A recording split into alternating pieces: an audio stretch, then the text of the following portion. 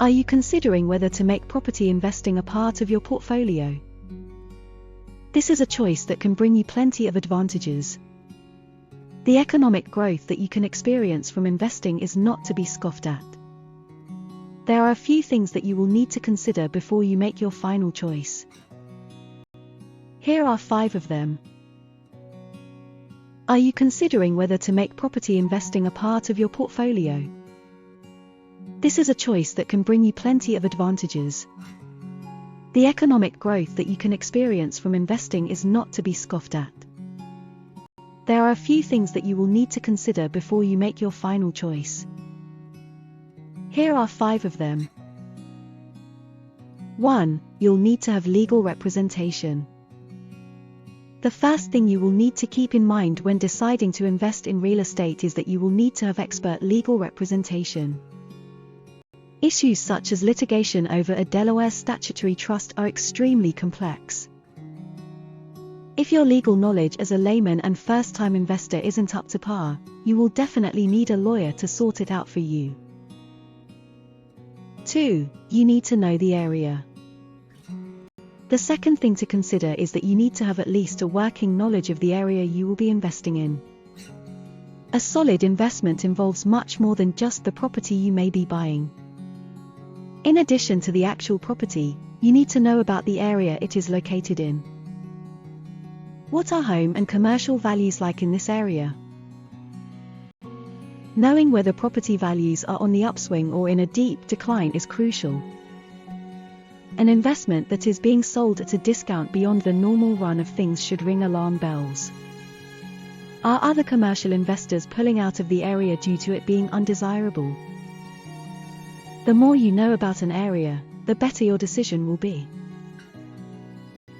3. You need to know your financial limits. The next thing you need to know when considering your investment options is the limit of your financial viability. The last thing that you want to do is get in over your head. This is an area where a huge number of hidden charges and surprise fees can suddenly come to the forefront.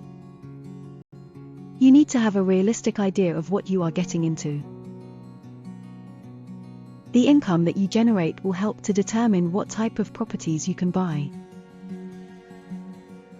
It will also fix a solid limit to the number of properties that you can invest in. You may be able to use loans to extend this final figure. But it's a very good idea to invest wisely and well within the limits of your present budget.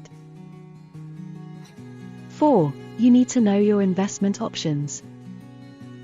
You may be able to invest in a great many more types of properties than you presently realize. You may already have ruled out several types of investments simply because you can't see yourself living in them or profiting from owning them. But this is a major mistake. You may be turning your back on a very lucrative opportunity. Sometimes you may turn up your nose at a particular property because the area around it is undeveloped at present. You may also choose to say no to investment because the property itself is in desperate need of repair. This may be a mistake because, once the repairs are made, the value of the property may double or triple. 5. You need to form long-term plans. The last thing you will need to consider is what your long-term plans for property investment will amount to. Do you want to keep investing in the same type of property or branch out into a wide variety of other options? Some people prefer to stick with the type of investment that they are most familiar with. Others who are less conservative may prefer to experiment. It's up to you to devise your own strategy.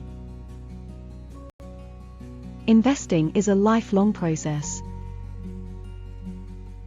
Investing in any kind of real estate can be a short or long-term affair. You may be investing to renovate the property, flip it, and make a quick buck.